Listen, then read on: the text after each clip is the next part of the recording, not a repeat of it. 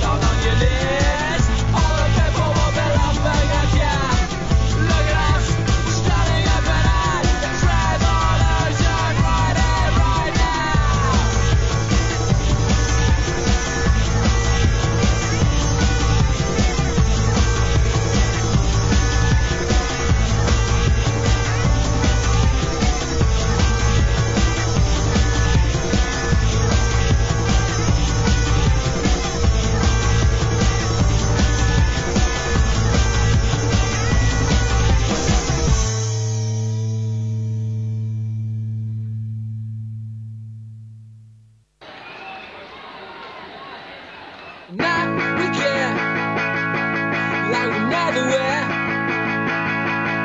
And something tell me I'm bound to perfection. I wrote the dice and I read them twice. Something tell me I'm bound to perfection. A 1,000 years and 2,000 years. One good love, can you tell it? I'd like to see the legacy. Call it climate change, I call it climate security.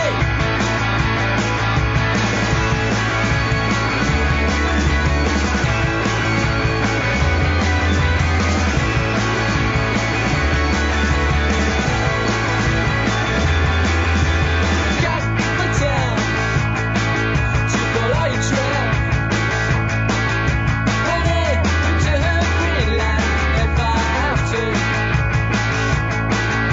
I like your lips, I like your smile. I hold you in my arms 'cause I love you.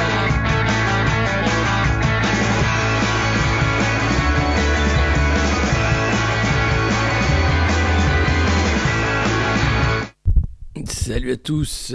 Alors, on est le 2 mai 2022. La revue de presse est en mode dégradé. Hein, vous m'en voudrez pas. C'est toujours une connexion particulière. Donc, je me mets en petit. Comme ça, vous pouvez lire le chat en même temps. Et on aura les grosses images avec Emmanuel Macron, Édouard Philippe, Jean-Luc Mélenchon, tout le monde. Merci les modernos, la communauté la plus bienveillante de Twitch, j'ai envie de dire, la mieux. Merci pour les archives. Je sais pas qui a ressorti les images des concerts de Blackpool d'il y a quelques dizaines d'années. C'était pas un look emo, non, c'était plus rock, pop de l'époque. C'était plutôt pas mal. Salut pour les premiers qui arrivent en live pour la première fois. Je fais de la radio ce matin, ouais. Mais du coup, c'est pour ça que le son devrait être bon. L'image, elle est à peu près une image par 10 secondes. Donc, on est bien. Mais on s'en fout. L'idée, hein, c'est de suivre cette revue de presse pour lire avec vous chaque matin la presse des oligarques et comprendre comment on nous parle, hein, c'est vrai. Comment on nous parle, l'union de la gauche, mon Dieu. Ça fait si peur sur les plateaux. On a l'impression qu'ils sont tous le trouillomètre à zéro. Le Pins Blackpool, oui, il y en avait. Salut Watchdog, le son est au top. Bah ouais, c'est pour ça, c'est très bien. Ambiance feutrée, c'est la matinale. Hein, c'est la matinale la plus tardive hein, de France également, 9h. Bon, voilà. Ah, vous étiez au Divan du Monde bah ouais, c'était une concert. Attends, on fait les archives parce qu'hier c'était le 1er mai. Et 1er mai, pour ceux qui ne savent pas, c'est le titre de la chanson de générique de la revue de presse. C'est le groupe Blackpool, mon groupe. Et on a fait un album qui s'appelle French Fuckers, qui revient sur les plateformes là bientôt. Et donc on avait joué au Divan du Monde pour soutenir. À l'époque, c'était pas les gilets jaunes, c'était les gilets rouges de Virgin, tous les employés du Virgin Megastore des Champs-Élysées qui se faisaient virer sans avis préalable. Donc voilà, on a toujours été là. Et on avait des amis au sein du staff du Virgin Megastore. Et super concert au Divan du Monde. On a fait plutôt pas mal. Ouais. On a fait pas mal de concerts. Et j'espère qu'on va rejouer. Du coup, là, on parle de rejouer avec les vieux de Blackpool, hein, puisqu'on a pris quelques dizaines d'années dans les pattes. Mais ce serait sympa de venir vous voir et de faire des concerts. À propos de venir vous voir, je suis à Troyes cette fin de semaine. On joue au Théâtre de la Madeleine à Troyes ce vendredi à 20h. La pièce L'homme qui tua Muammar Kadhafi. Voilà, c'est le moment auto-promo. N'hésitez pas à venir nous voir. Si vous êtes oligarque du monde moderne, envoyez-moi un petit message que je vous envoie une petite place. Et puis voilà. Pourquoi le groupe s'appelait Blackpool ? Parce qu'en fait, on avait un groupe qu'on aimait bien qui s'appelait Saint-Étienne, qui était un groupe anglais.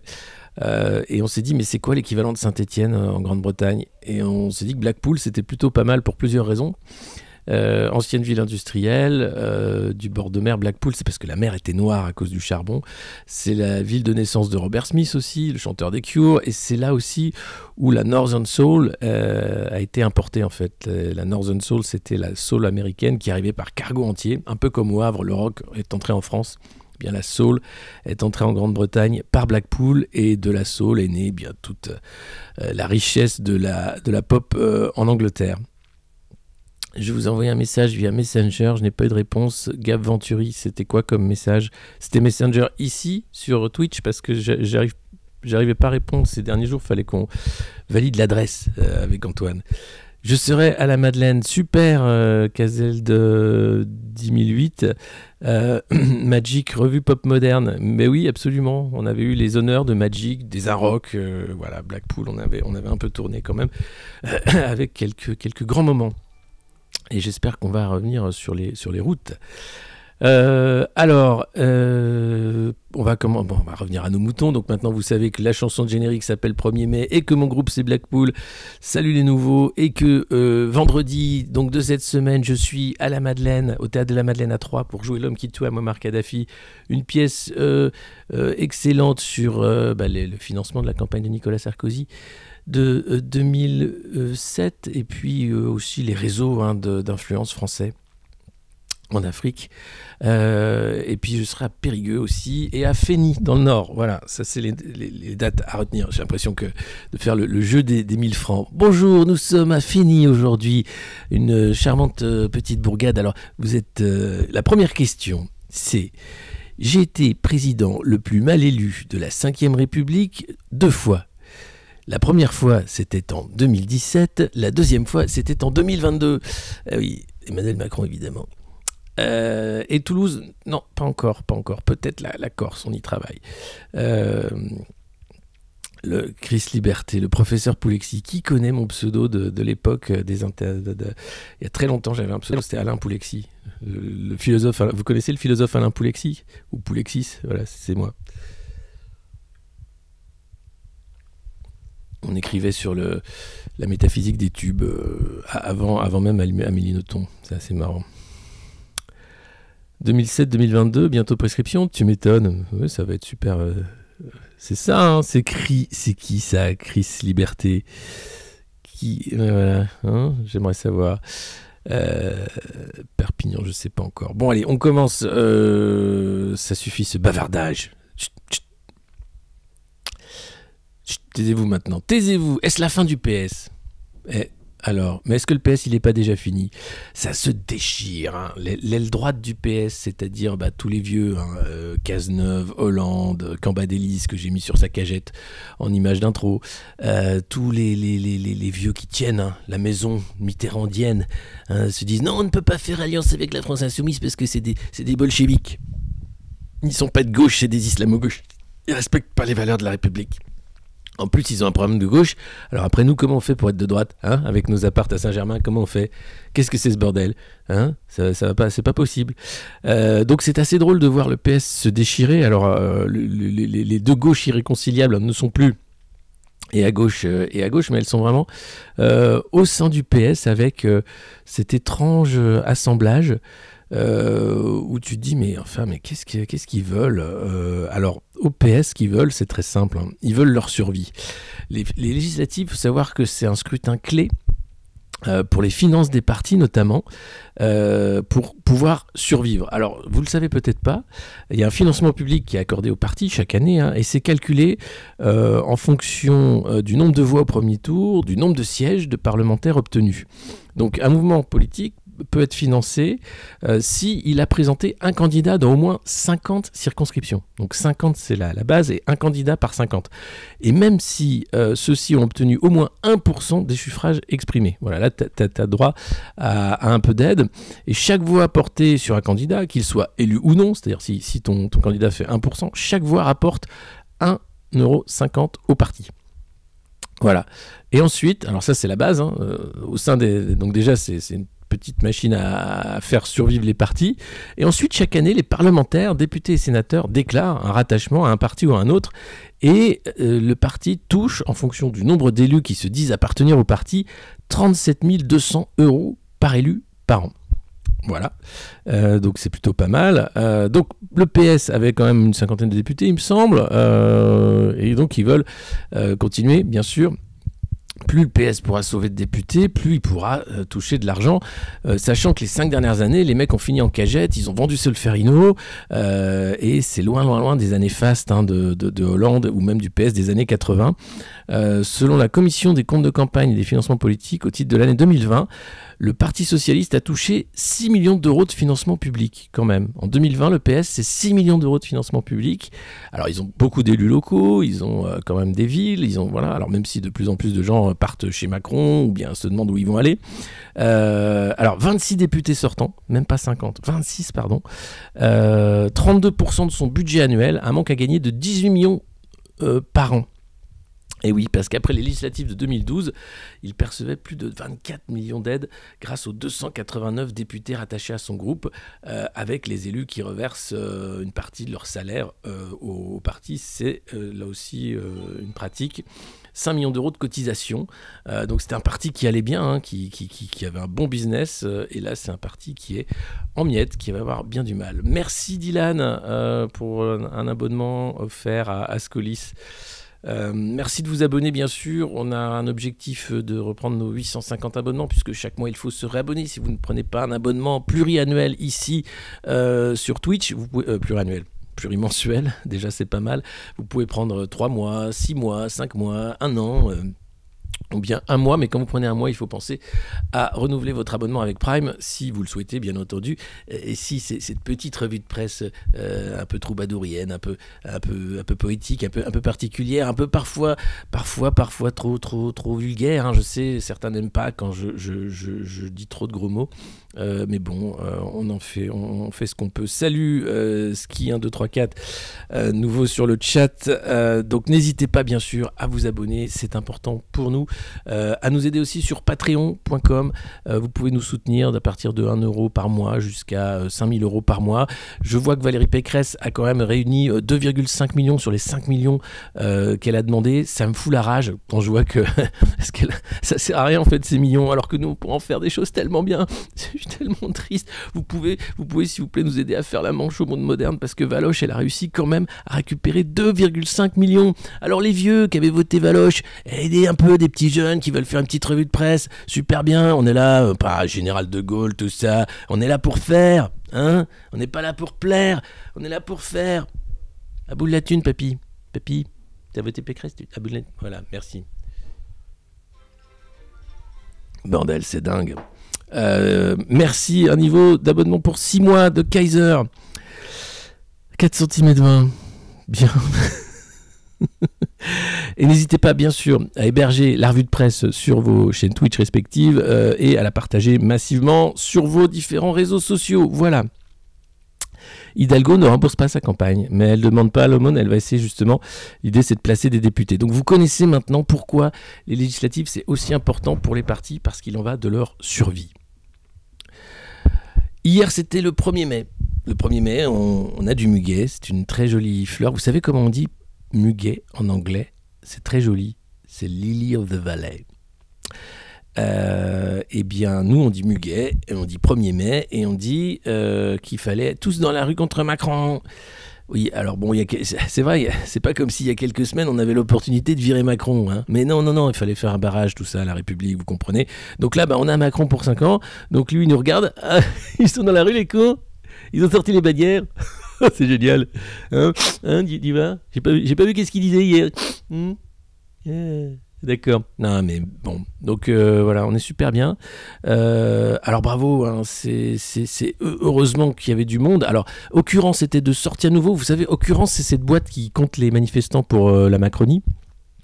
Alors, il les avait rangés Occurrence pendant un moment de gilet jaune, et puis là, il les ressortent pour le 1er mai. On s'est dit, tiens, on va ressortir Occurrence, tiens. Alors, t'en as vu combien? Alors, la méthode de comptage est toujours la même. Hein. Ils se planquent en haut d'un immeuble, là où en bas les gens passent. Alors, voilà comment ça se passe. 21 000 participants comptabilisés par le cabinet Occurrence, hors précomptage, effectué depuis le 5e étage du 132 boulevard Voltaire, de 15h51 à 17h35. Voilà, ça c'est comment ça fonctionne, la méthode Occurrence. Alors il faut savoir qu'en France, il y a eu plus de 210 000 personnes selon la CGT. On s'attendait à davantage de monde, parce que Macron venait d'être élu, parce que les syndicats avaient appelé un mouvement unitaire, parce que bien sûr la retraite va nous tomber sur la gueule, évidemment.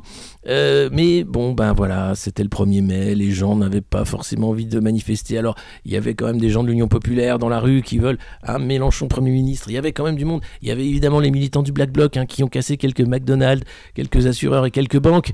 Voilà, c'est toujours la même chose. Alors après, on a vu une manifestante s'attaquer à un pompier qui voulait éteindre un feu de poubelle. On a vu un mec de la Bravem faire un plaquage au sol digne du 15 de France, place de la Nation, sur la pelouse en glissant. Des scènes de violence habituelles, j'ai envie de dire. C'était même bon enfant presque en Macronie. On s'est dit, tiens, personne n'a perdu un œil, personne. Alors s'il y a des gens qui ont fini aux urgences, malheureusement. Merci Ichiro13, 10 abonnements offerts à la communauté. Waouh, mais alors là c'est fou parce que du coup on prend je sais pas combien d'abonnements. C'est génial. Bah merci merci. Là, on est en train de se refaire totalement avec l'objectif des 850 abonnés. Et le train de live, d'ailleurs, est en train d'approcher si vous vous abonnez ici sur Twitch. Oui, une petite chamaillerie macronienne. Oh, il se chamaille. Je suis réélu. Je vois que Brigitte, je vois qu'il s'amuse. Il se chamaille encore. Oh, ces enfants turbulents que sont les Français. Bref, 5 pubs. Non, qu'est-ce que c'est ce bordel de pub là? Parce que j'ai dit, j'ai souscrit à un truc où tu dis oui, merci, faites-moi le truc, et du coup, il vous envoie de la pub. Benalla au petit déjeuner. L'ami du petit déjeuner, c'est Benalla. Benalla qui était de retour lors de l'intronisation de nouveau d'Emmanuel Macron. Et puis regardez, autour du président, le meilleur président que la France ait jamais connu, ça se bagarre avec les composantes de la Macronie, le centre, la gauche, le centre de la gauche, de la droite, les Mormons, ceux qu'on appelle les Mormons qui étaient là depuis le début, les deux Normandie, les Alexis Colère, les Richard Ferrand, et puis Horizon qui pose un petit souci. Édouard Philippe est trop gourmand en circo, alors qu'il le dit, moi j'ai beaucoup d'élus dans les territoires, faut pas déconner, alors que la REM ils ont personne, donc moi je veux compter, dis-moi. D'ailleurs, c'est le journal du dimanche qui se demandait, mais à quoi sert Édouard Philippe? Attends, faut que je retrouve le truc, je crois que c'est ça. À quoi sert Édouard Philippe? À rien. Si, on peut se moquer de sa barbe de temps en temps. Des fois, il écrit des livres, il fait des petits reportages. Je suis cool, je suis la personnalité politique préférée des Français.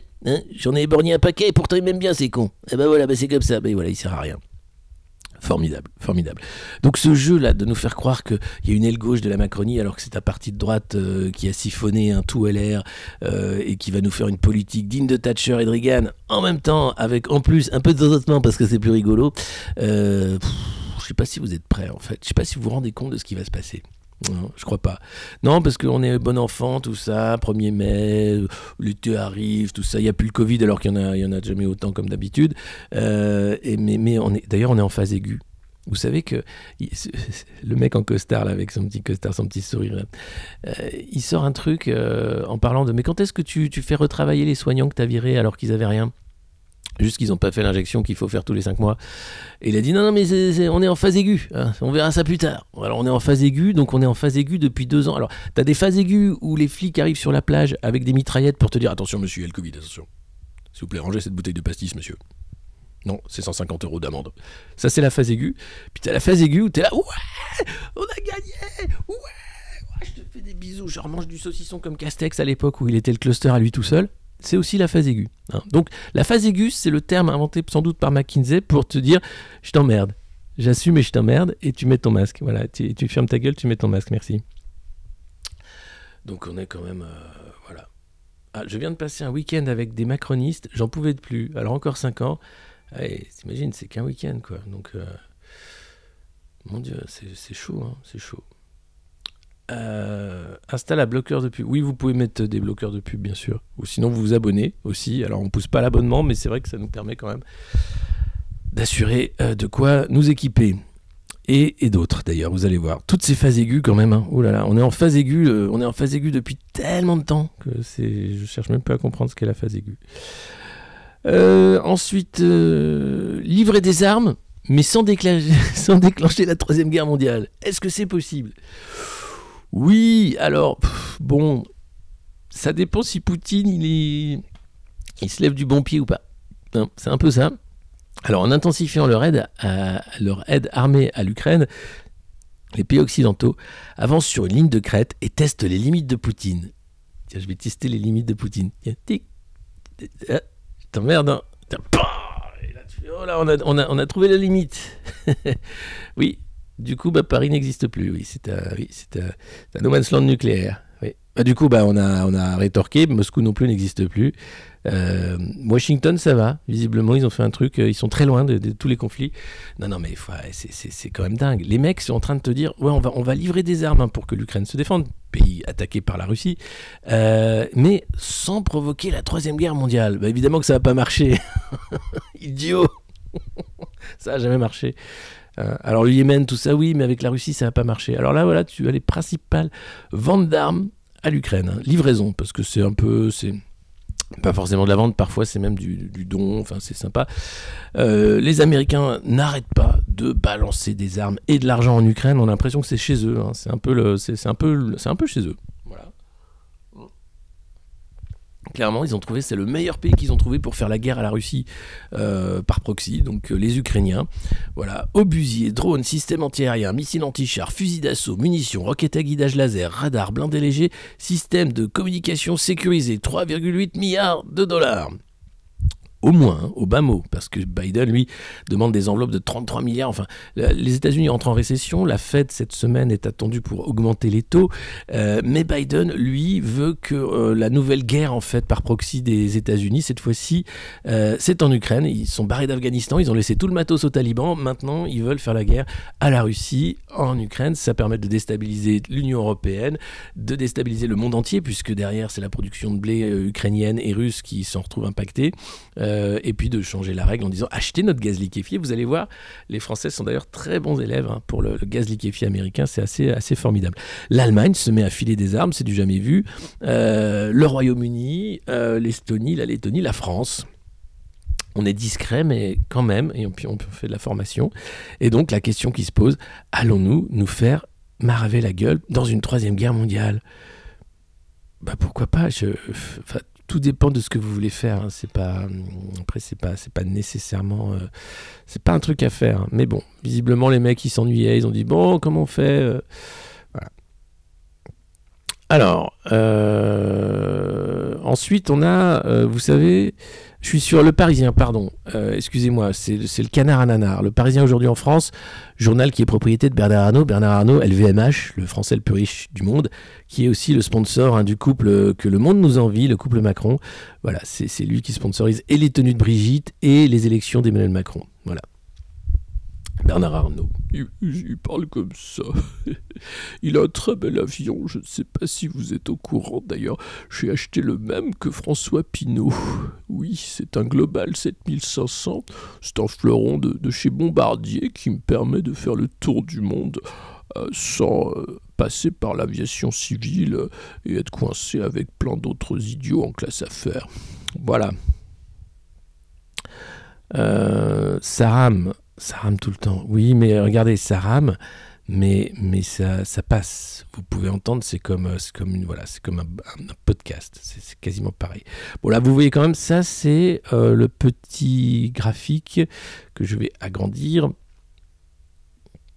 C'est le nombre d'établissements de maternité. Au 31 décembre, voilà, donc en 75 on avait 1369 maternités, et puis depuis on a eu Giscard, on a eu Mitterrand, on a eu Chirac, on a eu Sarkozy, on a eu Hollande, on a eu McKinsey, on a eu les mêmes en fait qui n'ont fait que réduire le nombre de maternités. Alors, on avait encore plus de maternités que de naissances en 75. C'est l'année où je suis né. Visiblement, ça s'est bien passé. J'aurais pu y rester si on était dans le cas où on est aujourd'hui. Puisque moi, je suis né avec un peu de retard. Il y a eu une césarienne d'urgence, etc. Paix à ma maman. Qui en a bien chié pour me mettre au monde, mais j'ai pu venir parce que la maternité était à côté et que ça fonctionnait et que voilà, et la maman et son bébé ont pu être sauvés. C'est peut-être pas le cas aujourd'hui, puisqu'aujourd'hui on en est à 461 établissements, alors que le nombre de naissances, si vous regardez, c'est la courbe rouge, elle n'a pas changé. Depuis 1975, on est à peu près toujours au-dessus de 700 000 naissances annuelles. Seulement, on est passé de 1369 maternités à 461 maternités. Voilà, c'est 3 fois moins quasiment, voire plus. Et tout ça avec des politiques qui sont bien sûr des politiques de progrès. L'idée, c'est moins de services publics, moins de qualité de vie, mais c'est le progrès. Donc il faut voter pour des gens qui systématiquement te pourrissent la vie, t'expliquent que c'est de plus en plus dur, monsieur Michou, mais en même temps, tu peux t'acheter un ordinateur, une télé, donc ferme ta gueule. Et puis en plus, bientôt, tu pourras t'acheter une très belle maison en carton. Voilà, puisque c'est le prochain truc, c'est la maison en carton. Donc la maternité en carton, déjà, ça fout les boules de voir ça.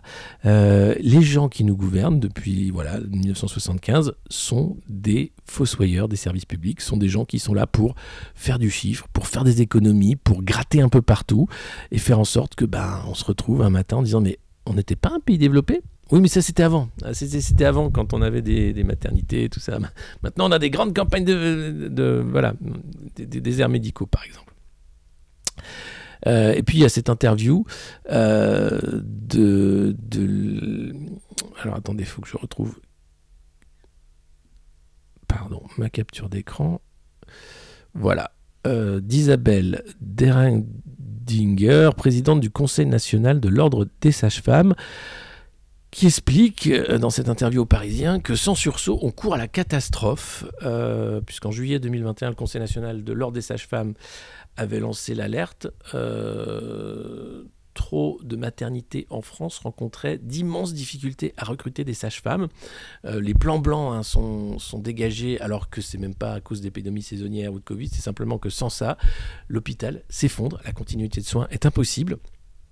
Alors, la maternité de Nevers, par exemple, est prise en exemple. La situation reste tendue à la maternité de Nevers. Est-ce que ça vous inquiète ? Bien sûr. Le problème de fond, la pénurie de sages-femmes reste entier. Le cas de Nevers est loin d'être unique. Il est au contraire le miroir d'une situation qui s'installe dans de très nombreux endroits du territoire. Cette semaine encore, un collègue d'une maternité des Côtes-d'Armor me disait que 20% de l'effectif manquait. Voilà, on manque de 20% de sages-femmes, de soignants, et Macron ne veut toujours pas réinstaller les soignants qu'il a suspendus pour rien. Quel risque ? Une réduction drastique du temps disponible auprès des femmes et de leurs bébés, un accompagnement qui ne peut plus être optimal, des projets de naissance qui ne peuvent pas être établis. C'est une violence de plus faite aux femmes et aux nouveau-nés, alors même que le mouvement Mon Postpartum a montré l'importance de l'accompagnement. Encore une fois, mauvais accompagnement, c'est comme pour la chirurgie, tu restes de moins en moins longtemps à l'hôpital, c'est l'hôpital de flux, tu rentres chez toi, ça ne veut pas dire que tu es mieux soigné. Non, c'est encore une fois une façon de faire des économies de bout de chandelle et de foutre en l'air un service public qui fonctionnait qu'un cas, qui était celui de la santé. Pourquoi est-ce si compliqué de recruter des sages-femmes ? D'abord parce qu'elles sont invisibilisées depuis des décennies. Ensuite, elles exercent un métier difficile avec des gardes de 12 heures, des nuits, etc., des shifts. Et il faut savoir qu'elles sont payées 1 700 € par mois. Alors, comparé à Coralie Dubost, la députée macroniste qui dépensait 3 000 balles par mois en petites culottes et en fringues, c'est sûr que quand tu gagnes 1 700 € par mois, t'as pas le même niveau de vie, t'as pas non plus le même sens du réel. Voilà. Donc il faut vraiment envoyer à l'Assemblée nationale des gens qui sont des vrais gens, pas des mecs qui vont se gaver comme des cochons pendant 5 ans avec de l'argent public. Ça me paraît important. Parce que cette affaire Coralie Dubost, évidemment, c'est un peu comme l'affaire du costard de Fillon. Ils sont tous là à se regarder en disant « C'est qui le prochain, toi ? T'as acheté quoi, toi ? C'est ta montre, là. Fais gaffe. Franchement, fais gaffe. » Et oui, alors ce qui est étonnant avec les sages-femmes, donc invisibilisées, mal rémunérées, avec un métier difficile, et peut-être il y a des sages-femmes qui regardent cette revue de presse ou d'anciennes sages-femmes qui ont fait ce beau métier et de plus en plus maltraitées encore une fois, eh bien on se posait la question il y a quelques semaines de l'augmentation étrange et étonnante et inquiétante des décès de nourrissons en France. Voilà, on est un des rares pays développés où la courbe des décès et des mortalités infantiles est repartie à la hausse. Eh ben, il ne faut pas chercher plus loin que les politiques publiques de ces fossoyeurs de l'hôpital, accompagnés par McKinsey et d'autres. Non, la montre, c'est vrai, c'est un cadeau, je suis con. Le costard aussi, c'est un cadeau, excusez-moi. Oui, mais par contre, ton repas, là, à 800 €, avec les bonnes bouteilles. Non, mais ça, c'est pareil, c'était parce que c'était la commission d'enquête parlementaire sur les dépenses publiques. D'accord, tout va bien alors. Ah, je vous jure. Et puis, on passe à Libération. Canard qui appartenait à Drahi, mais maintenant il y a un fond, c'est un peu plus compliqué, qui a tout fait pour que pour que Mélenchon ne soit pas au deuxième tour. Enfin, ils ont tout fait pour dire non mais la gauche, vous savez la gauche, celle qu'il faut creuser à côté, non mais celle de Geoffrin, vous savez la gauche de droite là, faites tout pour que ça marche. Voilà, bon bah là ils sont bien embêtés puisque il va peut-être y avoir un accord avec la France insoumise, du coup c'est un peu un effondrement personnel. Mais là la une c'est sur Régine. Éclipse de plume, la reine de la nuit parisienne, des discothèques meneuses de revue, qui a eu pour amant mais tellement de personnalités, qui tenait salon dans le Paris des années 70 et 80, qui a ouvert des clubs dans le monde entier, de Beyrouth à New York en passant par Monaco. Si, Monaco c'est pas la France, bah, alors ça pourrait mais pas vraiment. Et puis ça y est, elle est morte, 92 ans. Alors il ne reste plus que Lynn Renaud. Alors, attention, parce que la mort de Lynn Renaud pourrait fragiliser la présidence Macron. C'est quand même un pilier de la Macronie. Lynn Renaud, tu vois, tu la sors dès qu'il y a un truc caritatif. Ça te fait de la bise avec Brigitte. C'est le côté un peu... Voilà, tous les Français, surtout ceux qui votent Macron, la connaissent bien. Si jamais Lynn Renaud venait à disparaître dans la foulée, là, je pense que le régime pourrait vraiment tomber. C'est des piliers, c'est des valeurs totems, c'est des valeurs refuges. On en parlera tout à l'heure. Mais voilà, il y a la fibre. Mais oui, mais c'est où Yalzat, la fibre? Je veux bien. Il y aura bientôt le satellite chez moi. Mais la fibre dans la Drôme, c'est compliqué, parce que c'est compliqué. Donc voilà, Régine nous a quittés, paix à son âme. C'est la fête là-haut avec Michou, avec Dalida. On va fêter les 35 ans de la mort de Dalida dans pas longtemps. Voilà. Le régime, Régine est tombée, le régime pourrait tomber. Non, c'est Lynn Renaud qui fait tenir. Et puis Libé, bien sûr, parle du Donbass, parle de l'Ukraine. Alors, on en parlera tout à l'heure. Mais Nancy Pelosi est allée voir son ami Volodymyr Zelensky en disant « On t'amène plein d'armes, tu vas pouvoir faire la guerre à la Russie en notre nom, c'est génial. Vive les États-Unis, vive l'Ukraine. » Pardon.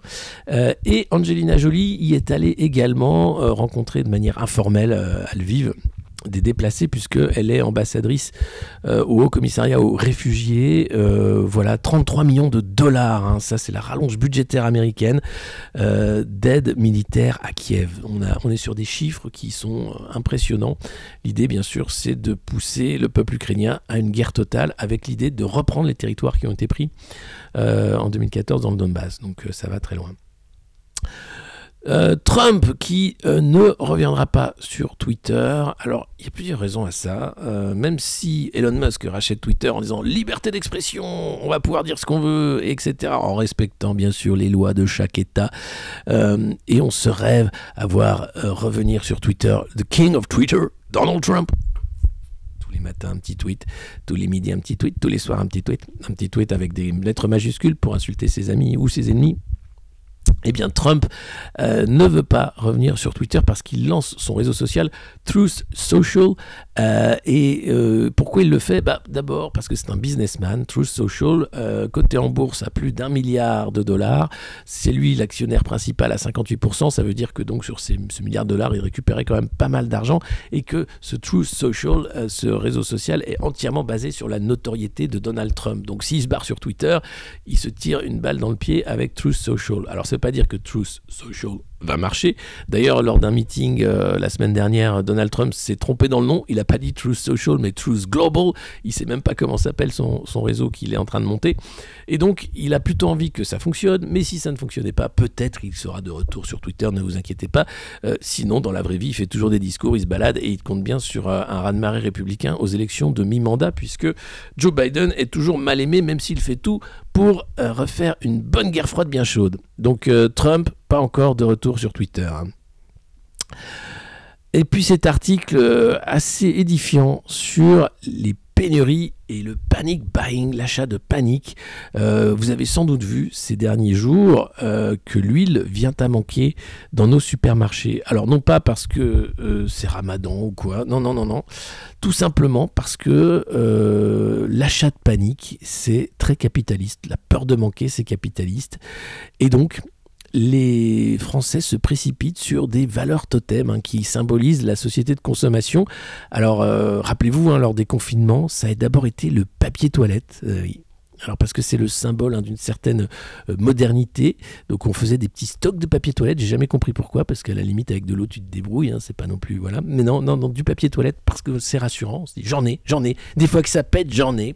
Eh bien là, c'est l'huile, mais aussi toutes les valeurs de l'industrie agroalimentaire, parce que ce sont des aliments qui se conservent, qui sont emballés, qui sont protégés de l'air, qu'on connaît, et donc là, on se met à acheter aussi des trucs pas très bons pour la santé, mais qu'on peut stocker.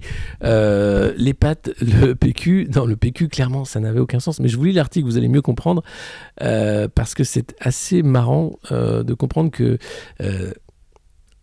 faire des réserves d'huile et acheter tout le PQ, ça c'est capitaliste. Et pourquoi c'est capitaliste ? Eh bien, deux chercheuses nous expliquent pourquoi.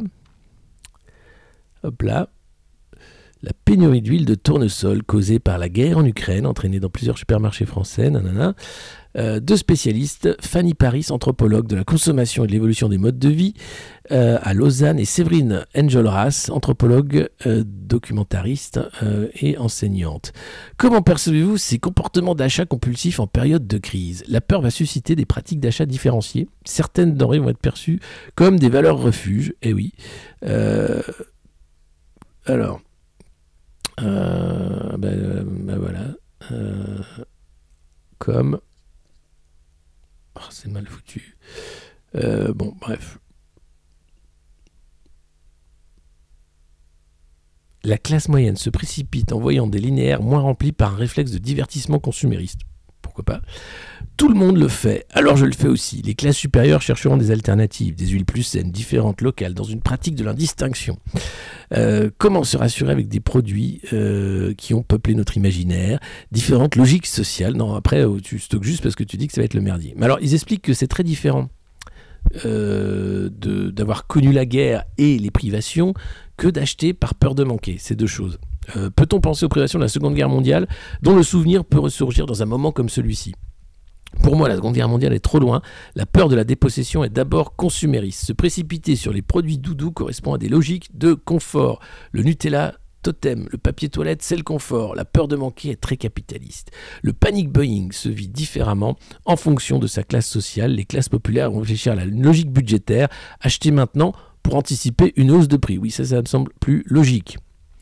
Cette peur de manquer serait donc le marqueur d'une société gouvernée par un imaginaire de l'accumulation ? Oui, et cette peur est très occidentalo-centrée, pardon. C'est très occidentalo-centré, cette peur de manquer, dites-moi. Oui, c'est vrai. En Amérique latine, chez les chasseurs-cueilleurs nomades d'Amazonie, comme les Awa, l'abondance n'est pas bien perçue. Plus on accumule, moins on est mobile, et donc plus on s'encombre. Eh oui. Donc, rien à voir avec nous. Accumuler n'est pas un modèle de valorisation qui est partagé par l'humanité entière. Et rappelons-le, nos modes de vie occidentaux du Nord ne sont pas grand-chose à l'échelle de l'humanité. Voilà.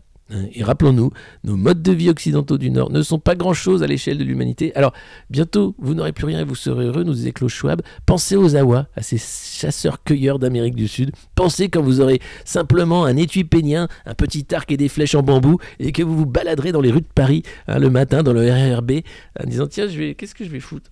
Qu'est-ce que je vais foutre à la Défense ? Ah oui, je vais voir s'il y a Il y a des cerfs à chasser, des trucs, tu vois. Non, mais c'est sûr que c'est étonnant. Hein.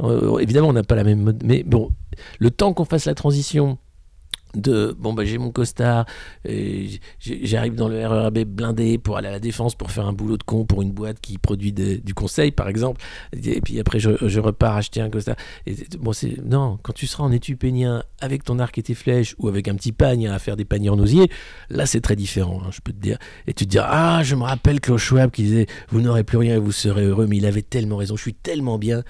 Bon, il fait un peu froid quand même, hein. J'avoue qu'arrive le mois de novembre-décembre, on regrette quand même, hein, une maison bien isolée. Mais bon, globalement, on est très content de vivre à moitié à poil le reste de l'année, hein, et de chasser des rats, puisque heureusement que Paris nous permet de se nourrir avec des rats. Non mais c'est un truc de dingue. Non mais c'est quand même un truc de dingue. Donc là, on est en train vraiment de voir, hein, qu'on rentre dans une... alors, certains vont appeler ça l'effondrement, mais globalement... Oui, c'est RER A, la Défense, je l'ai pris suffisamment de fois pour savoir, mais le pire des RER, c'est quand même le RER B. Parce qu'il est jamais là. Pour ceux qui ne connaissent pas Paris, si jamais vous devez prendre le RER B pour aller quelque part, à l'heure de pointe, ne le faites pas. Voilà. Ne le faites pas. Hein. Si vous êtes pas... Alors, le problème, c'est que les gens sont obligés, et donc, voilà, ça se passe très mal tous les matins. Le A, ça passe. Ça passe. Qui l'a eu ce matin? Qui a pris son RER B en étui pénien ce matin? Le D, c'est pire aussi, ouais. Le C, le D, le B, le A. Ouais, le C. Mais le C, je savais même pas qu'il y en avait. Tellement il n'y en a pas. Voilà, je rigole, mais j'ai vécu ça. Hein. J'ai vécu ça. Et tu te dis, mais pourquoi parce que t'as pas le choix, voilà. T'es obligé d'aller à la Défense tous les matins. Et tu te dis, mais qu'est-ce que j'ai bossé 1 an là-bas à la Défense.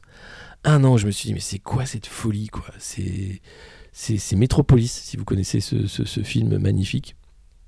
C'est les scènes de Métropolis, d'escaliers mécaniques où les gens montent et puis descendent à la même heure, tous habillés pareil. C'est incroyable, incroyable. Tout le réseau est bloqué aujourd'hui? Ça se passe bien à Paris? Anne Hidalgo, tout ça? Ça va? Ça cache Paris? Tout va bien? Tout va bien pour vous? Bon, c'était horrible. C'est horrible la Défense le matin. Ouais, mais c'est horrible le soir aussi quand tu redescends. Enfin, c'est pareil. Mais c'est tellement mieux que les voitures individuelles. Ouais, après, t'as le périph'. Hein. Tu peux choisir aussi de respirer des particules fines dans ton habitacle de voiture. En écoutant la revue de presse du Monde Moderne, par exemple. Ou la matinale de France Inter, si vraiment tu veux te faire du mal. Mais chacun son truc. Alors, n'hésitez pas bien sûr à vous abonner, c'est la revue de presse du Monde Moderne. Je vois que vous êtes très nombreux encore ce matin, comme tous les matins. N'hésitez pas à partager bien sûr le lien de cette revue de presse, même si la qualité en est un peu dégradée ces derniers jours. Bientôt, vous verrez, on va avoir une qualité top. Et tout va être super beau. Alors Paris c'est triste, oui, restez, parce qu'on en parle de la tristesse parisienne dans la revue de presse du Monde Moderne. Vous allez voir, c'est de pire en pire Paris. C'est un petit teasing pour un article qui arrive tout à l'heure sur qu'est-ce qu'on se fait chier à Paris et pourquoi on y reste d'ailleurs. Régine, elle y est pas restée, elle s'est barrée. Les petits papiers, salut, vous savez, laissez parler les petits papiers. Bulletin Le Pen, bulletin Macron, laissez parler les petits papiers, barrage. Et on est pris pour des... Bon voilà. Donc au revoir Régine, merci, au revoir, c'était bien, c'était les années fêtes, c'était les années folles, hein. Tout ça c'est fini, hein. Maintenant c'est fini, il n'y a pas de figure de la nuit comme ça, comme Régine ou quoi. T'avais Christophe, t'avais 2-3 grands noms comme ça, mais même à Paris si tu y vas, tu dis qui s'occupe de la nuit? Il y avait les Guettas se sont barrés, qui s'en occupe aujourd'hui, hein? Le bus Palladium va fermer ses portes, voilà, Paris est une fête, non. Paris n'est vraiment plus une fête. Allez, Le Figaro, au cœur du Donbass dévasté, un article de l'envoyé spécial Vincent Herouette qui est là-bas et qui explique quand même que les Russes sont en train de réussir à prendre Mariupol. L'idée c'était bien sûr d'éradiquer le commando Azov, ce commando néo-nazi mais gentil puisque patriote nationaliste. Et puis, avec l'aide humanitaire, l'armée russe arrive à acheter la population locale, même si il y a quelques doutes qui persistent. Mais une fois les combats terminés, les Russes essayent de bien traiter les populations locales pour ne pas faire ce qu'on a vu à Boutcha, même si l'enquête est en cours, évidemment, et se dire que l'armée russe est une armée d'occupation parce que c'est le risque avec les États-Unis derrière les Ukrainiens. L'idée c'est de continuer de faire une guerre totale.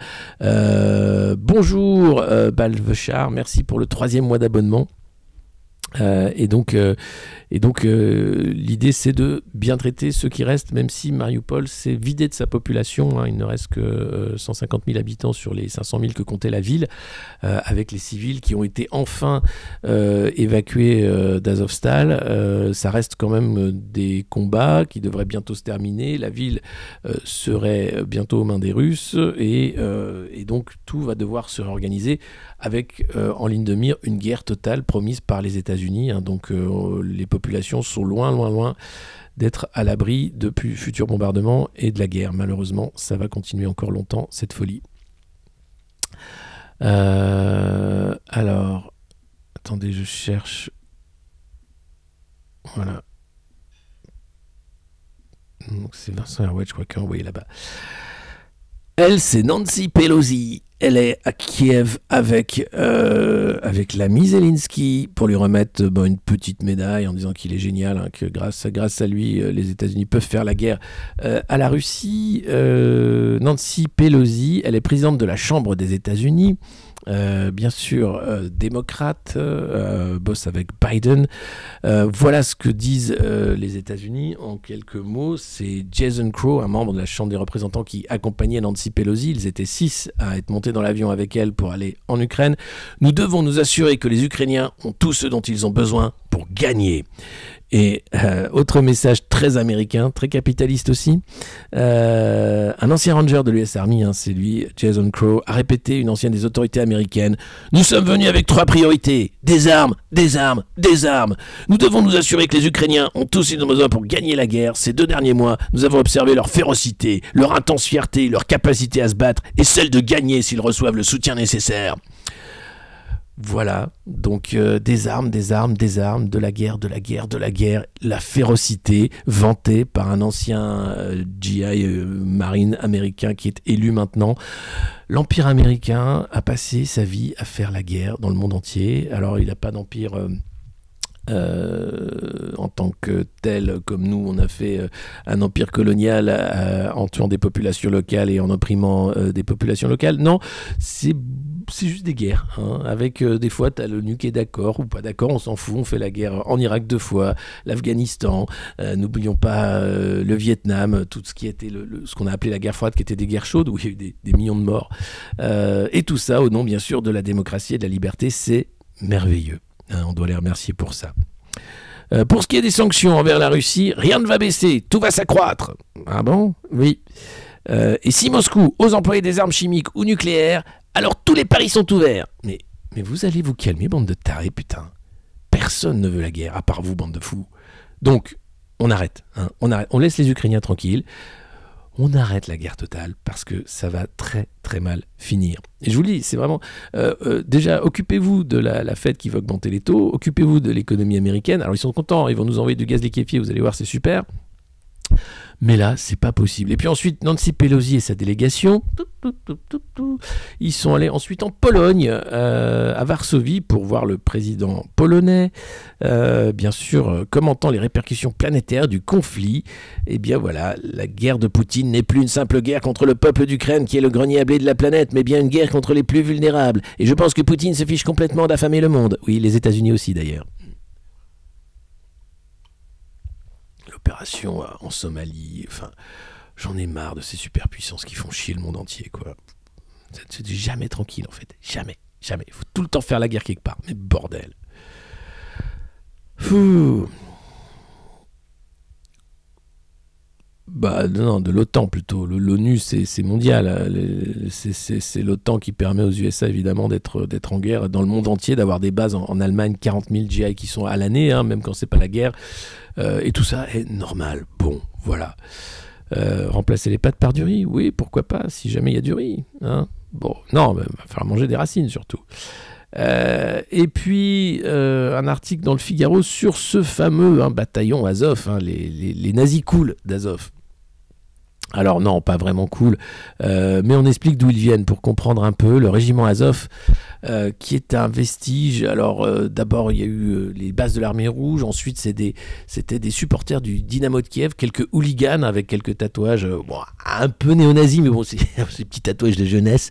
Les mecs aussi se sont réveillés tout de suite après Maïdan en étant ultra patriotes. C'était la base, en fait, c'était un mouvement patriotique qui a voulu se militariser avec ce commando Azov qui ensuite a été largement financé, aidé par les puissances étrangères encore une fois, qui a pu s'armer avec de l'armement lourd alors qu'ils avaient commencé avec des barres de fer et des couteaux, et puis aussi se former, hein. Ils ont payé des formations avec des formateurs internationaux pour avoir le niveau d'une unité spéciale, donc ils savent se battre, ce sont des combattants qui savent se battre, sont des combattants qui sont maintenant respectés parce qu'ils défendent l'Ukraine. Ils ont été décorés même par Zelensky, même si bien sûr ils gardent leur tatouage néo-nazi, leur petit salut nazi, et que ça, c'est pas grave, ils sont un peu cool. Voilà.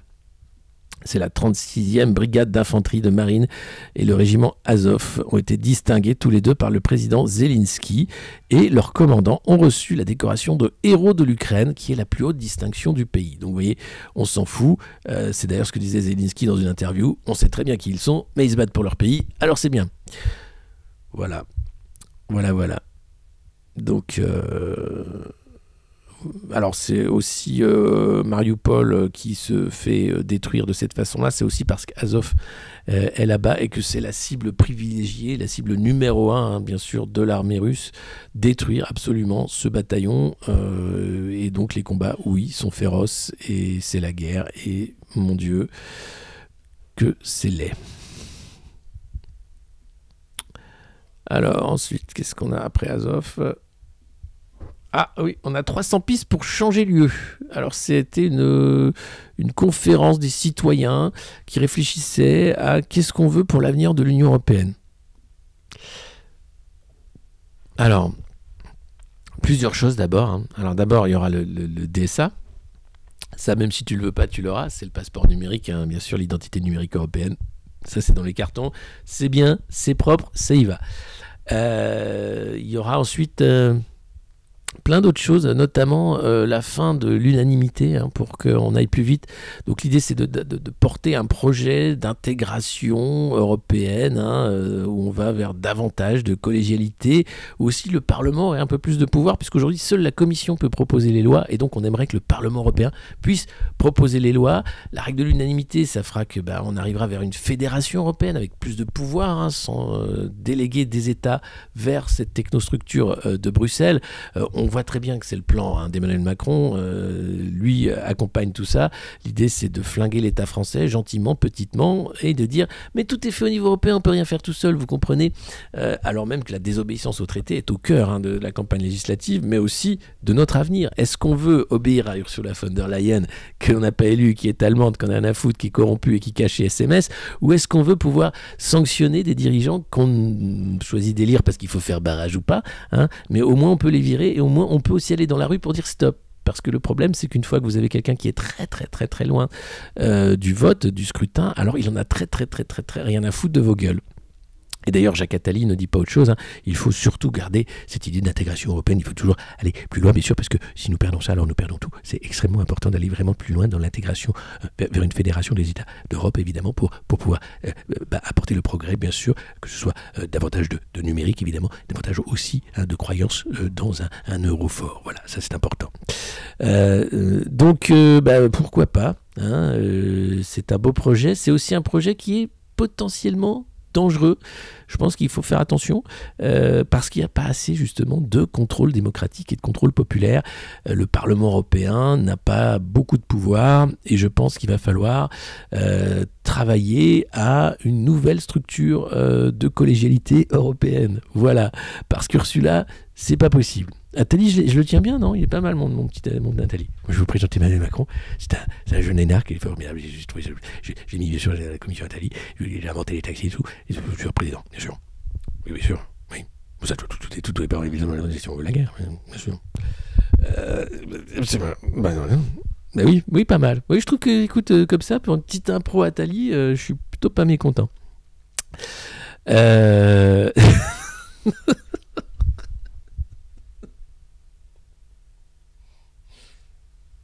Ouais, mais je le tiens. Bon, je le garde. Allez, on le fait rentrer dans le panthéon du monde moderne. C'est tous les personnages de Papy Schwab, Passamba Ursula, Manu, Olivier Véran, évidemment. Mais là, je suis très content qu'Atali puisse rentrer également. Avec Nicolas aussi, monsieur. Plus Atali qu'Atali. Oui, bah il est bien, il est pas mal. Et Bourla, of course. I forgot Albert, but it's a great work. Right now we're very busy with the scientists of Pfizer for a new vaccine, sorry, and it's coming next year. Oh ben en plus il y a une petite image de Jacques Attali, c'est merveilleux. Le best est Papy, bien entendu. Et puis Timmy. Un débat Timmy-Attali.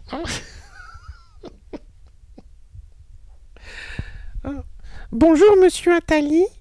Alors, je suis très content et honoré de pouvoir vous voir puisque à la mine, nous avons un portrait de vous. Et alors, je viens d'accueillir une jeune délégation d'enfants castors qui viennent de nous rejoindre pour creuser des galeries avec leurs dents. Et donc, nous avons choisi, bien lors de la première sortie qui nous est autorisée à partir de juillet, où nous pourrons sortir une journée, de venir vous voir dans votre hôtel particulier de Neuilly pour poser quelques questions sur le progrès et la place du travail des enfants dans l'architecture de croissance telle que définie par l'Institut Montaigne et le plan de relance pour faire de la France un grand pays productif à l'horizon 2050. Alors, Monsieur Attali, ma première question, c'est qu'est-ce que vous foutez encore là ? C'est quelque chose d'important parce que nous avons décidé, le président et moi-même, d'écrire ce livre, seulement pour évaluer les pistes, mais tout simplement de parler de ce qui était aujourd'hui notre frère. Merci beaucoup. Je retourne bosser, j'ai autre chose à foutre. D'ailleurs, si vous voulez nous aider à venir creuser un tunnel, puisqu'il y en a un qui s'est effondré, on a perdu encore une vingtaine d'enfants hier, vous êtes le bienvenu. Toutes les forces productives sont les bienvenues à la mine. Les enfants castors, sont très contents d'être arrivés. Alors, ils ont du mal à s'adapter à l'absence de luminosité, évidemment. Mais très rapidement, ils vont comprendre que tout ça est une façon aussi de s'adapter au progrès tel qu'écrit dans les livres que vous avez écrits. Merci de l'avoir merci de l'avoir dédicacé. Au revoir. Formidable. Les enfants sont formidables. Je trouve que d'ailleurs, c'est quelque chose comme ça davantage. Une pioche neuve pour Timmy, n'hésitez pas à vous abonner, n'hésitez pas à cramer vos points de chaîne, n'hésitez pas à partager la revue de presse de ce monde moderne. Patreon.com / le monde moderne, merci Nora. Et puis ici, bien sûr, avec Prime, vous pouvez aussi vous abonner et soutenir le panthéon du monde moderne. Et puis Paris, on en parlait, Paris est une fête, alors Timmy est retourné dans les profondeurs de la mine, mais au-delà des rats qui eux préfèrent rester sur les quais et s'amuser, eh bien les bruyantes terrasses agacent. Et oui, une association de riverains va déposer cette semaine un recours contre la ville pour des carences fautives. Mais écoute-moi bien connard de bobo, qu'est-ce que t'as fait acheter dans un quartier où il y a plein de bars? Casse-toi si t'es pas content. Et oui, la rue vit, la rue existe, la rue exulte, c'est plutôt une bonne nouvelle, des bars s'ouvrent, il y a des quartiers entiers, Montorgueil, etc., où ça revit, où enfin on retrouve les terrasses, le plaisir d'être ensemble, sans QR code, sans passe sanitaire ou vaccinal, et là t'as le connard du haut qui dit non mais ça fait trop de bruit, merde. J'ai pas acheté ça pour avoir des cons qui viennent boire des coups en bas de chez moi, et poser des renards après le matin. Bon, il fallait pas, il faut pas, il faut simplement. Alors tu peux habiter le 16e, le 7e, le 8e, quelques quartiers où il n'y a pas beaucoup de bars. Et là, t'es tranquille. Après, si t'as acheté dans un quartier où il y a des bars et des restos, prends sur toi, tu mets un double vitrage, éventuellement t'en profites pour isoler ton appart mal isolé, et tu fermes ta gueule, voilà, et ça suffira bien pour tout le monde. Après, je comprends, c'est emmerdant, une terrasse, des gens qui s'amusent, mon Dieu, quand t'as autre chose à foutre, tu dis non, mais quand même, c'est pas possible. Mais on en est là, voilà, c'est quand même assez critique, assez triste aussi de voir que, vu le prix du mètre carré, vu ce qu'est le truc, enfin, tu vois, tu te dis, mais... Est-ce que c'est nécessaire? Est-ce que c'est vraiment bien de vivre à Paris? Moi, j'ai choisi de me barrer parce que j'ai bien vu que ça commençait à être chiant. Orangina, la pub. Oh mon Dieu, mais il y a trop de pubs. Alors, attendez, est-ce que je peux... maintenant, je peux pas en plus couper la pub. Oui, c'est trop les pubs. Ok, je vais régler ça tout de suite. C'est Jeff Bezos qui prend la tête. Après, vous pouvez mettre des adblocks ou bien vous abonner. Alors, lancer une coupure. Non, je veux pas lancer, je veux suspendre les annonces. Voilà. Hop. Paf. Et voilà. Tac. Annonce suspendue.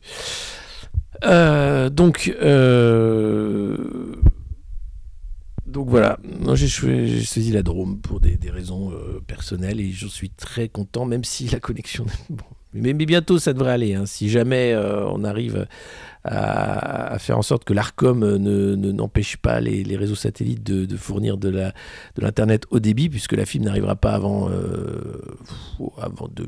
qu'on ait des maisons en carton tous, donc voilà. Mais il faut pas rester à Paris si ça vous plaît pas, en fait. Voilà, on s'en va, c'est pas grave. La ville vous plaît plus, ben vous partez. Comme plein de gens. Hausse attendue des taux de la Fed. Enfin, la Fed va augmenter ses taux. Mais qu'est-ce qui va se passer alors ? Ce qui va se passer, la guerre. Grosse récession américaine, contraction de 1,4%. La Deutsche Bank a prévenu, grosse récession en vue. Eh bien, l'augmentation des taux va de facto ralentir l'activité économique déjà bien ralentie, permettre de contrôler l'inflation qui est devenue incontrôlable, évidemment, et puis là, hop, tout se retourne et c'est la guerre. Et t'as rien vu venir. Et tu dis, mais il a envoyé des armes chimiques sur le... Donc c'est la guerre. Il a l'arme nucléaire, alors qu'est-ce qu'on en fait ? Ce serait bien de la tester là, depuis les années 40, là. Ce serait de voir un peu les progrès qu'on a fait. Hein ? Ah, bordel. On est obligé vraiment... C'est pas qu'on est obligé, mais bon, comment vous dire, on n'a pas fait tous ces ogives qui coûtent une fortune pour les entreposer et puis faire une déco à la Maison Blanche. Donc, alors, face à ça, tu as le Sarmat, qui est l'ogive nucléaire russe, qui vole à Mach je sais pas combien, qui en 200 secondes peut anéantir Berlin, Paris ou ailleurs. Pourquoi pas ? On revit en fait ce moment de guerre froide où tu avais peur de la bombe atomique. On l'a oublié pendant des années. Après, on avait juste peur d'une intervention des forces de l'OTAN ou de la coalition tenue par les États-Unis. Enfin, sauf si tu habites en Europe, mais quand tu habitais quand même dans certains pays, tu te dis oh mon Dieu, ils vont venir nous filer la démocratie, bordel. Planque tout, ils viennent nous aider. Voilà. Donc bon, c'est la peur panique. Et puis, une excellente nouvelle. La Grèce sort enfin de la crise financière. Alors tu vas dire, mais c'est quoi ce bordel ? Mais oui, rappelez-vous, la crise des subprimes qui a poussé le gouvernement grec à faire un régime sec, puisque, bien sûr, poussé par le FMI. McKinsey, non, c'était pas McKinsey qui était dans le coup, c'était cette fois-ci Goldman Sachs à l'époque qui s'était amusé avec le budget de la Grèce pour dire ça passe, ils peuvent voir l'euro, ça passe large, alors que ça passait pas du tout. On parle moins de Goldman Sachs, mais en ce moment c'est le McKinsey qui a un peu remplacé le Goldman Sachs d'avant. Voilà, mais il faut pas oublier, c'est les mêmes qui travaillent dans l'ombre à faire du fric et à maltraiter les populations. Là, quand je dis les mêmes, c'est les mêmes profils de gens qui en ont rien à foutre, qui sont là pour l'argent, le conseil et impliquer une politique monétaire, une politique rigoureuse qui est là pour capter le maximum d'argent public, mais pour le mettre au privé le plus rapidement possible, avec toujours moins de services publics, toujours moins, bien sûr, d'attention à l'humain et toujours plus au fric. Voilà, il n'y a rien de... Non, mais il faut mettre des disclaimers maintenant parce qu'on ne sait jamais où on met les pieds. Attention. Et tout sera la faute mais c'est déjà la faute des Russes, évidemment. Donc là, ce sera encore plus la faute des Russes, dis donc. Alors, avec des taux négatifs, oui. Alors, les Grecs sont riches. Non, ils ne sont pas vraiment riches. Alors, la chance qu'on a, nous, c'est que les Grèces ont eu la Troïka, FMI, Union Européenne, etc. Nous, on a Macron. C'est lui, la Troïka. Donc, il arrive, il dit « Salut, pas besoin de Troïka, c'est moi qui vais te péter la gueule, connard. Et c'est moi ton président. » Alors, tu dis « Merci. » Merci, monsieur le président, que la France n'a jamais connu. Et du coup, t'es content. Tu peux pas Et après, si jamais, il dit que c'est sa faute, alors les macronistes, c'est jamais leur faute. Et au pire du pire, c'est la faute de leurs enfants. Alors là, c'était Jean Castex. Mais ouais, putain, j'ai serré des louches à tout le monde, mais c'est la gamine qui m'a ramené le Covid à la maison. Ça, c'est très macroniste. Donc, comme Macron n'a pas d'enfant, il va se retourner... Il va voir Brigitte, il va dire non, ça peut pas être sa faute, elle est formidable, elle me permet une expérience de vie incroyable. Donc il va dire c'est lui, au hasard, comme ça, puis ça va tomber sur ma gueule ou la tienne, je sais pas, puis voilà, puis bon, c'est comme ça, c'est jamais de leur faute, bordel, c'est génial. Le lundi des patates, le mardi des patates, le mercredi les épluchures de patates, le jeudi une soupe à base d'eau et de terre de patates, le vendredi on mange rien parce que sinon bah, ça fait un peu de diabète, obésité, tout ça, donc voilà, le week-end, s'il reste des pissenlits et quelques champignons comestibles dans les bois alentours, on y va, voilà. Mais c'est pas évident. Hein. Le lait de patate également, le vendredi du carton, le samedi méditation, voilà. De toute façon, depuis qu'on habite dans notre maison en carton, on trouve que c'est déjà beaucoup trop grand pour nous. On a laissé tomber la maison. Maintenant, bah écoute, Michel vit nu avec son essuie pénien. Il a son petit arc. Alors de temps en temps, il arrive à tuer un rat ou deux. Là, c'est fait. Hein. Et sinon, bah oui, on est nomade entre le quartier de la Bastille et Nation. Hein. À votre bon cœur, merci, merci. C'est pour Valérie Pécresse. Oui, 1 centime sur 7 € sera reversé au remboursement de la campagne de Valérie Pécresse. Merci. Voilà, c'est beau, hein. C'est beau. Moi, je trouve qu'on est bien. Je trouve qu'on est bien. Michel est à moitié à poil, il vit bien.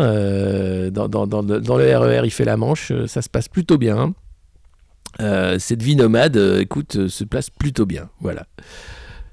On mange la maison en carton le samedi.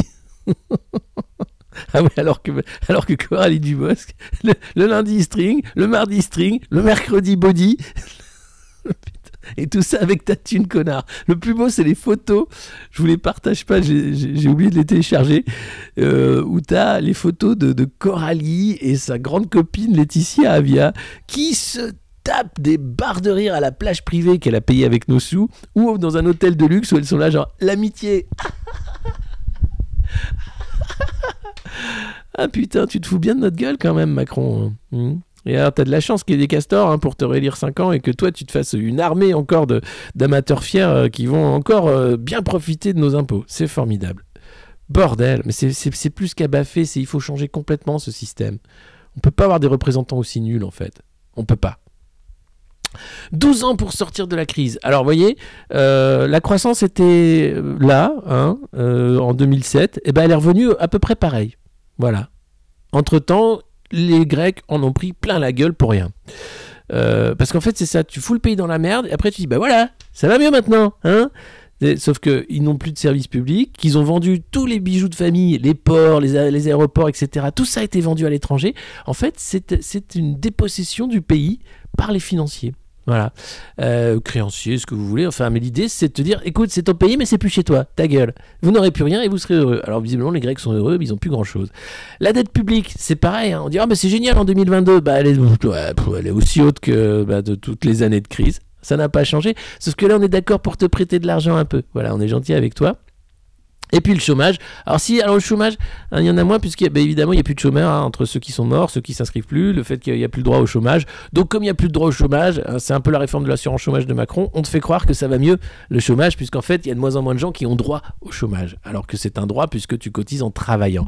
Donc ça permet de faire croire que tout va bien alors que le pays en fait est sur les genoux ou sur les dents, ou ça dépend. Enfin c'est la... Sirtakis... au bon lait de brebis, du FMI. Et oui, les porcs sont chinois maintenant. Et ma maison, ah bah ta maison, maintenant c'est plus ta maison. D'ailleurs, même cette maison en carton que tu as économisé une vie pour t'acheter, elle n'est plus à toi, tu sais. Non, tu ne possèdes plus rien. Tiens, un QR code, tu le mets là entre les deux yeux. Ferme ta gueule maintenant. Tu es content ? Écoutez, je crois que c'est absolument ce qu'il fallait faire. Tout à fait. Le président met ce plan de mise en place. Pour 5 ans d'ici.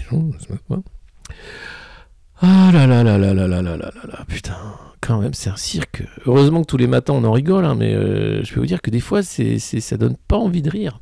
C'est plutôt angoissant. Tout ce qu'ils nous font est scandaleux. Oui, mais bon, à force de scandale, on s'habitue en fait, ça devient la normalité. Voilà, donc bon, c'est comme ça. Hein. N'hésitez pas, bien sûr, à vous abonner à cette revue de presse. Elle s'appelle la revue de presse du monde moderne. Elle est tous les matins, ou presque, à 9h ou presque, où on épluche la presse oligarchique pour comprendre un peu comment on nous parle et pourquoi finalement Ça marche. Pourquoi on en est là, hein? Qu'est-ce qui se passe? Et ben voilà, c'est la revue de presse du Monde Moderne. Alors, elle n'est pas finie, hein, mais bientôt. Il nous reste encore 2 articles, je crois. Alors, il faut savoir que la France est devenue le principal importateur de gaz de schiste. C'est pas beau, ça? Eh oui, enfin le gaz de liquéfié américain, maintenant ça s'appelle. Durant les 3 premiers mois de 2022, la France a importé 3 millions de tonnes de GNL des États-Unis, autant qu'elle en avait importé sur toute l'année 2021. Donc là, on va être les premiers importateurs de gaz liquéfié. Et on est content comme tout. Alors, ce qu'il faut savoir, c'est que le gaz liquéfié, il doit atteindre une température de moins 170 degrés pour pouvoir être liquéfié, compressé et avoir un taux de rentabilité meilleur que le gaz par gazoduc. Les Américains sont en train de booster leur production parce que, évidemment, avec la guerre en Ukraine, eh bien, ils ont dit non, vous n'achetez plus de gaz russe, vous achetez chez nous et c'est sympa. Alors, ça coûte 5 fois moins cher pour le moment hein, que d'autres gaz liquéfiés de par le monde. Le Havre va même se doter d'un nouveau terminal pour accueillir ces gros navires qui vont apporter du gaz depuis les États-Unis. Bah ouais, c'est totalement écolo tout ça, c'est pour lutter contre le réchauffement climatique, connard. Pardon, j'ai dit une insulte, mais en même temps j'ai un peu envie de dire une insulte parce que on nous prend vraiment pour des cons et ça marche. Et là ça me rend dingue quoi. Voilà. Donc des gros bateaux remplis de gaz liquéfié qui demandent une blinde d'énergie à produire vont arriver pour nous sauver, pour qu'on puisse se chauffer cet hiver. Enfin si on peut se chauffer, hein. Enfin s'il y a un hiver et qu'il n'est pas nucléaire. Et tout ça avec le sourire en t'expliquant que derrière il faut bien fermer le robinet et trier ces bouteilles de Coca-Cola en plastique pour les mettre dans la poubelle en plastique. Vous avez compris? Vous avez compris que c'est de votre faute tout ça? C'est parce que vous acceptez tout ça? Non, mais parce qu'on n'a pas le choix en fait. On l'accepte pas, mais on n'a pas le choix. On est pris dans un système de merde et pour le changer, on a l'impression que c'est très compliqué. Ne serait-ce que pour mettre des élus un peu avec une certaine vertu, on va dire, une certaine idée de la fonction ou de ce qu'est, tu vois, d'être un représentant de la République et pas des gamines qui s'achètent 3000 balles de fringues par mois ou des mecs qui ont des affaires au cul corrompus comme pas peu travaillent pour des lobbies industriels. Rien que ça, c'est compliqué. Alors imagine sortir du modèle capitaliste qui nous amène droit dans le mur. Il va en falloir des énergies. Hein. Et même quand on a, comme au Chili ou ailleurs, de toute façon, t'as des mecs déguisés en Robocop qui sont là pour te péter la gueule. Eux ont encore moins compris que toi. Et là, tu te dis, mais putain, tu peux pas être de notre côté pour maraver les autres? Là, ils sont 2. Non, moi, je suis là pour te maraver la gueule, toi, parce que toi, t'es un séditieux, toi, t'es un salopard de Black Bloc, fils de pute. C'est fatigant, hein, c'est fatigant. Je vous cache pas que c'est fatigant, en fait. Parce que l'humain est une matière particulière, voilà. Niveau gaz, mon cœur balance. Ah bah oui, là, c'est plus compliqué. L'alternative, oui, c'est une révolution. Alors, elle doit être aussi une révolution de pratique, une révolution fonctionnelle. Je parlais des petites désobéissances, parce que quand je vois l'organisation maintenant répressive des États, on est au-delà de ce que pouvait faire la garde suisse ou les Versaillais. Donc, non, ça risque d'être compliqué. Mais qui finance en partie les Black Blocs ? Mais je ne sais même pas s'ils sont financés en vrai. C'est des gens qui viennent un peu de partout, ils s'organisent. Et puis après, voilà, eux ont choisi un mode d'action violent en disant il faut péter des McDo et des voitures et des banques. Voilà, c'est toujours ça de prix. Bon, voilà. Du gaz de shit, ça c'est mieux que le gaz de schiste. Un peu de gaz de shit. Alors...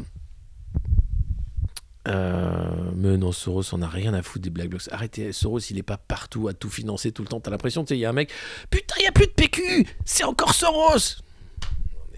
Plus de PQ au chiottes, hein, même pas dans les magasins, tu vois. Tu te dis non mais attendez, Soros il est pas partout derrière avec son. Ok, l'Open Foundation c'est un truc particulier, je sais, mais moi non plus j'y comprends rien sur les points de chaîne. Mais vous pouvez les claquer, mais plus vous les claquez, plus on monte dans l'algorithme, plus voilà. Vous pouvez vous abonner aussi.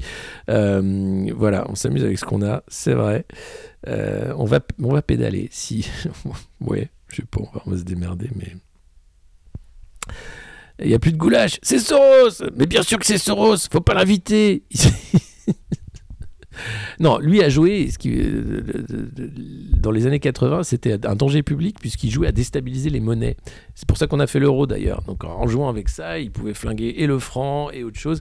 Et donc voilà, et Georges Soros a fait sa fortune en jouant avec les devises.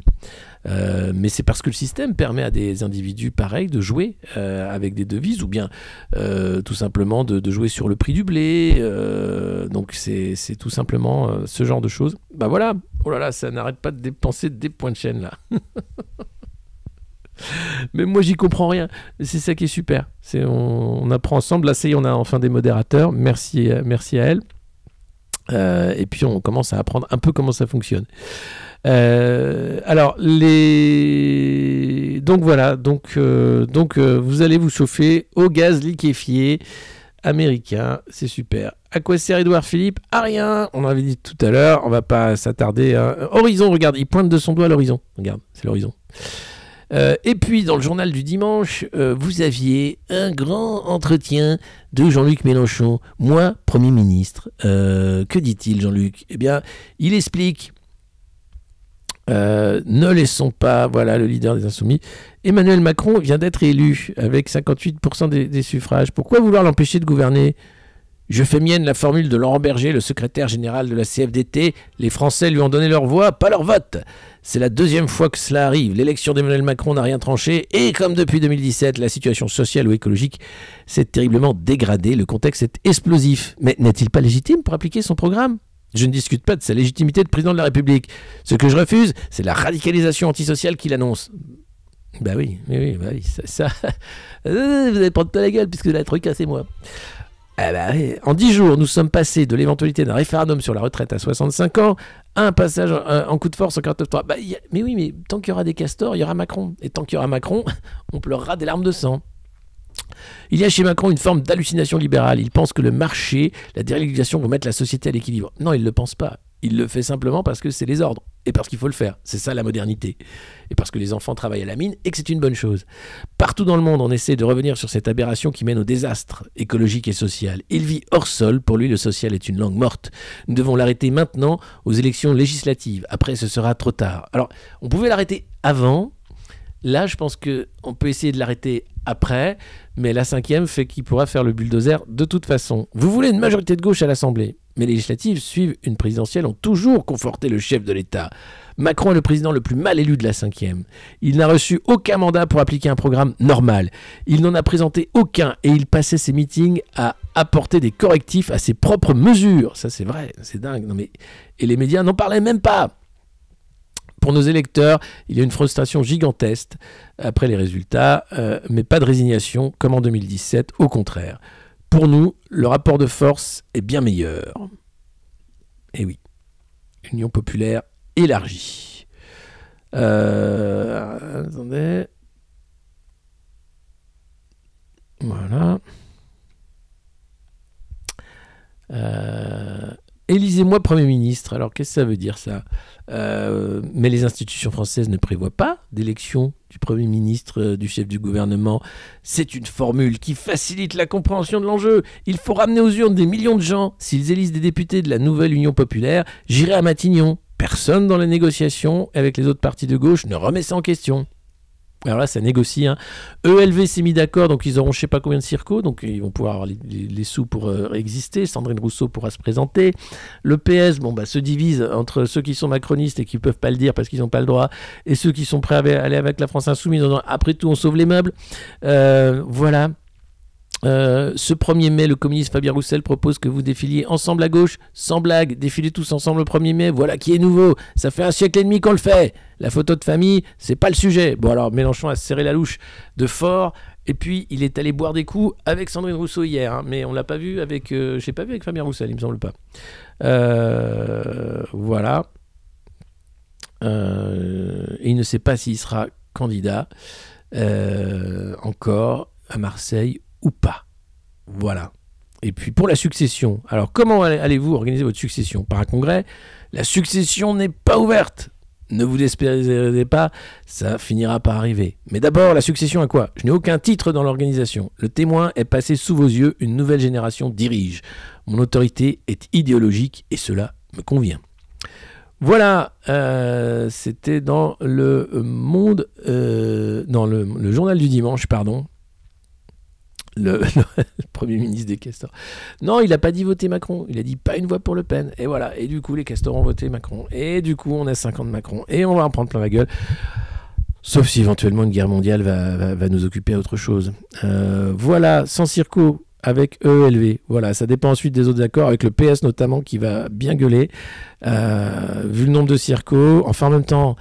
Virons les Coralie Dubost et les Laetitia Avia de ce monde, virons les Castaner également, virons les politiques de profession. Moi, je rêve d'une assemblée qui va représenter enfin les Français et pas d'une assemblée de nantis qui s'amusent avec l'argent public. Ce serait formidable, ça. On en est loin. Sondage modérateur. Alors, j'ai vu qu'il fait... Mais comment on fait pour faire un sondage ensuite? Qu'est-ce qui se passe? On ne sait pas combien ça coûte. Toujours incompris, moi non plus, c'est pas grave. Alors, ben voilà, c'était la revue de presse du lundi 2 mai 2022. Nous avons encore 5 ans à tirer sous le quinquennat d'Emmanuel Macron. Vous avez choisi, hein. En même temps, c'est un très beau choix parce que avec le président Macron et d'autres issus de la commission Attali, nous avons pu développer un plan triennal à 5 ans qui nous permet de voir en fait quelles sont les opportunités de croissance et également de démocratie directe, hein, puisque tout n'est pas rose, tout n'est pas simple, mais ce qu'on a vu d'ailleurs avec Christine Lagarde et d'autres, c'est une volonté de sauver et l'euro et le niveau de vie des Européens. Hein. Et donc ça, pour ça, il va falloir vivre à moitié nu, prendre le RER en étui-peignir si c'est possible, et puis travailler à son nomadisme. Hein. Voilà, je suis content d'accueillir Jacques Attali comme nouveau personnage de la revue de presse. C'était pas gagné. Schiappa n'aura pas d'investiture. Au revoir, c'est Clément Beaune qui lui rafle la mise à Paris, et puis d'autres qui n'auront pas non plus d'investiture. Je crois que Jay Barry lâche la rampe aussi, il devient TikToker professionnel, et McFly et Carito pourraient entrer au gouvernement. Ça c'est une grosse rumeur, hein, mais une sorte d'exécutif bicéphale avec McFly et Carito qui remplacerait Castex et Emmanuel Macron qui deviendrait donc le président en sweatshirt, qui passerait son temps à faire de la boxe. Puisqu'on l'a vu boxer, il est assez génial. Je vous dis à demain, prenez soin de vous, de ceux que vous aimez, ne prenez pas tout ça trop au sérieux, même si parfois c'est délicat et difficile. Merci d'avoir été aussi nombreux, merci Nora pour la modération, merci à tous, merci le monde. Tu nous l'as fait quand, Coluche? Laquelle? De quoi? Hein? Tu nous fais quand, Coluche? Coluche, ah bah on peut pas faire Coluche. Il était formidable. Mieux ne vaut pas l'imiter. Ce serait s'en prendre plein les dents. Matin câlin, c'est dès qu'il y aura du réseau, vous inquiétez pas. J'ai vu Antoine hier, on s'organise. Tout va bien se passer. Puis il y aura peut-être avant Matin câlin le jacuzzi câlin. Hein, au mois de mai ou de juin. Gardez bien un œil sur les réseaux parce que ça pourrait être phénoménal. Allez, à demain, ciao, bonne journée, bon lundi. Je sais, c'est lundi, mais c'est pas grave. Hein, vous savez, lundi, c'est un jour qui permet d'être productif. Et pensez à Timmy au fond de sa mine et dites-vous, si seulement je pouvais faire le 10e de ce que fait ce gamin en productivité pour mon pays. Et là, vous allez avoir le sourire. Hein. Déjà que vous avez le sourire, puisque Emmanuel Macron est notre président, et c'est quand même une chance phénoménale. Hein. Alors, gardez la pêche, ciao.